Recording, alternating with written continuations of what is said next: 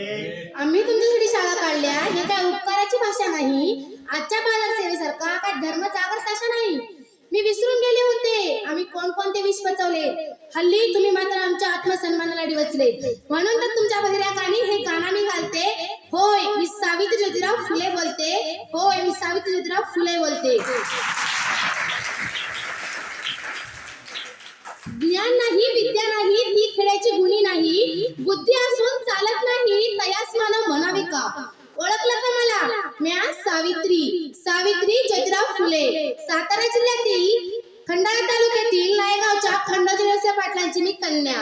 अवघ्या 9व्या वर्षी माझं लगीन ज्योतिरावांशी झालं आणि मला हळूहळू कळायला लागलं की ज्या माणसाशी माझं लग्न झालंय तो काही साधा सुद्धा माणूस नाही तर या जगाला ऊर्जा देणारा क्रांती सूर्यच आहे. त्या काळात बाई जातीनं कसं उमरा ओलांडायची पद्धत नव्हती. स्त्रीच्या जातीनं कसं आपण भलं आपलं घर भलं आणि घरातील माणसं स्त्री पुरुष उच्च नीच असा लई भेदभाव होता. पण त्यावर एकच उपाय होता ते म्हणजे शिक्षण. शिक्षणाचा ध्यास हा एकच खूण ज्योतिरावांच्या मनात होता. एके दिवशी ज्योतिराव शिक्षणाचा प्रसार करत असताना फराड नावाच्या ब्रिटिश मॅडम त्यांना म्हणाल्या, मिस्टर फुले तुम्हाला शिक्षणाचा प्रसार करायचा आहे ना. So educated women first because if educated the house educated but तुम्ही मात्र वुमनला घराच्या बाहेरच पडू देत नाही. so bad Mr. फुले. झालं ते आले माझ्यापाशी आणि मला म्हणाले सावित्री आजपासून मी तुला शिकवणार. झाला माझा अभ्यास सुरू. बे कबे बेदोनी चार बेत्रिक्सा काना मात्रा वेलांटी आकार उकार हाच ध्यास होता. मी लिहायला शिकले वाचायला शिकले आणि काव्य सुद्धा रचू लागले.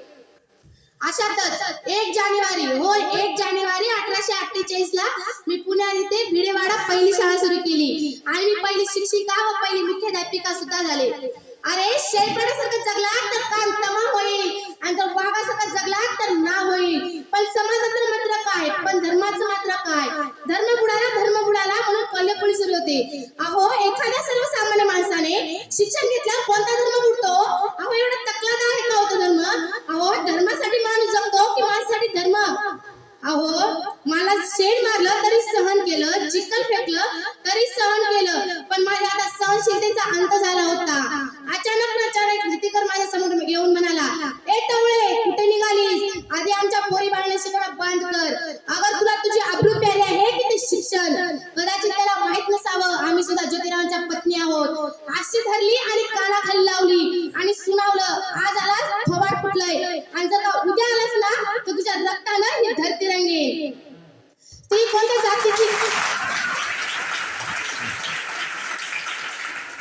स्त्री कोणत्याही जातीची असो की धर्माची ती नेहमीच बळी पडत आलेली आहे. अहो एखाद्या स्त्रीचा नवरा वारला म्हणून तिला सती जायचं हा कसला गुन्हा आहे. अहो मी यशवंताला दत्तक घेतलं आणि त्याला सांगितलं आणि मोठं केलं आणि सांगितलं की यशवंत आपल्याला हॉस्पिटल उभारायचंय. त्या काळात प्लेगची टास पसरली होती आणि यशवंतानं हॉस्पिटल उभारलं. प्लेग हा संसर्गजन्य रोग होता. त्यात ना त्यात तो कधी ना कधी मला होणार होता. अगर हे सगळं कशासाठी हो समाजासाठीच ना.